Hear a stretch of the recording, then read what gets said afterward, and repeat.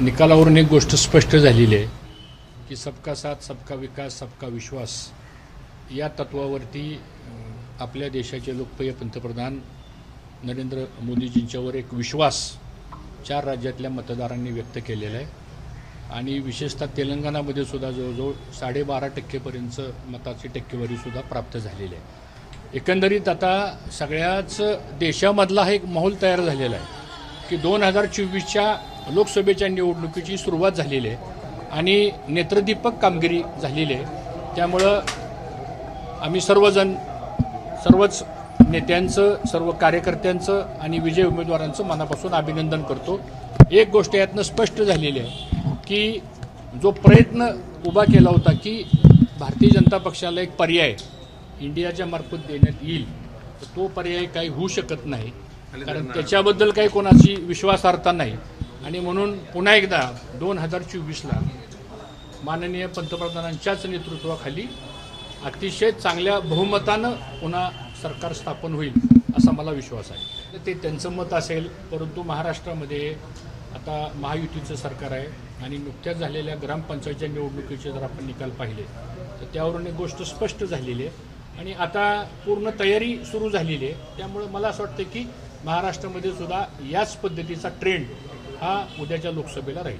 भाजप आता लोकसभेच्या जागा वाटपाच्या संदर्भामध्ये मला असं वाटतं की हा निर्णय हा केंद्रीय पातळीवरती होणार आहे, तो निर्णय काही इतर राज्य पातळीवर होणार नाही।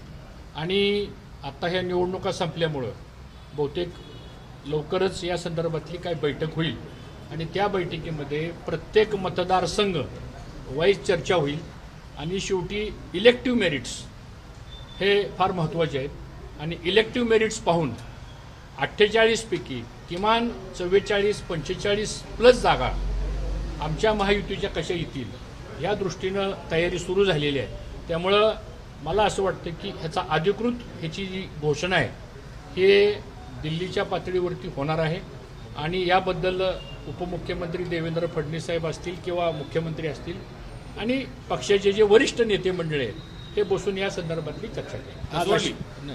जागा वगैरे अशा कुठल्याही सोडलेल्या नाही आहेत, या संदर्भातली चर्चा होईल आणि ती चर्चा करत असताना प्रत्येक त्या लोकसभेच्या मतदारसंघामध्ये विधानसभा कोणकोणत्या आहेत, तिथली इक्वेशन्स काय आहे, तिथं सीट्स कोणते निवडून येऊ शकतात, या सगळ्या शेवटी जागा इलेक्शन लढवायचे कशासाठी, ते जिंकण्यासाठी लढवायचे, लढवण्यासाठी लढवायचं नाही।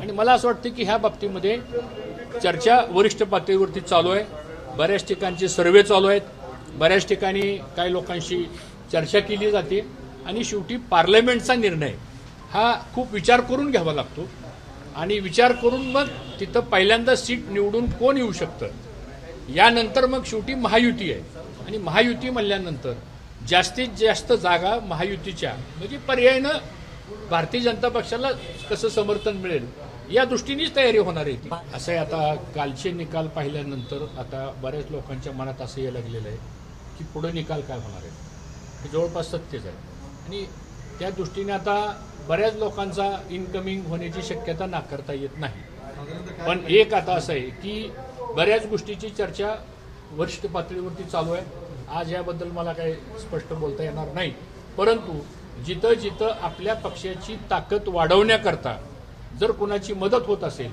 तर ती मदत सुद्धा महायुती म्हणून का घेऊ नये अशा प्रकारची सुद्धा भूमिका होणार आहे। त्यामुळं आता वेट अँड वॉच। नाही, आता अजितदादा पवार यांनी तर कर्जतच्या भाषणामध्ये सांगितलं की बारामती सुद्धा आम्ही लढवणार असं ते म्हणाले। आता ते पण त्या पक्षाचे अध्यक्ष आहेत, आता त्यामुळं त्यांनी जर तशी भूमिका मांडली असेल आणि उद्या जर महायुतीमध्ये तसा जर निर्णय झाला तर शेवटी महायुती म्हणूनच आपल्याला सर्वांना त्या संदर्भातलं काम करावं लागणार आहे। पण माझ्या माहितीप्रमाणे अद्यापर्यंत कुठलाही निर्णय झालेला नाही आणि तो निर्णय वरिष्ठ पातळीवर होणार। एक लक्षात ठेवा, आता सगळा फोकस पॉईंट हा लोकसभेच्या निवडणुकीला आहे। लोकसभेच्या निवडणुकीनंतर आज आमचं सर्वांचं उद्दिष्ट एकच आहे की थम्पिंग मेजॉरिटीनी माननीय मोदी साहेबांना तिसऱ्यांदा या देशाचं पंतप्रधान करायचं।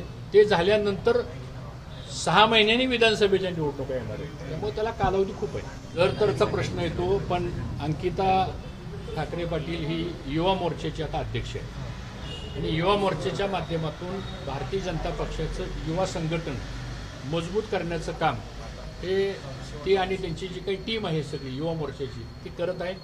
आणि म्हणून संघटनेच्या कामावरती जास्त भर देऊन आज अंकिताचं त्या ठिकाणी काम चाललेलं आहे.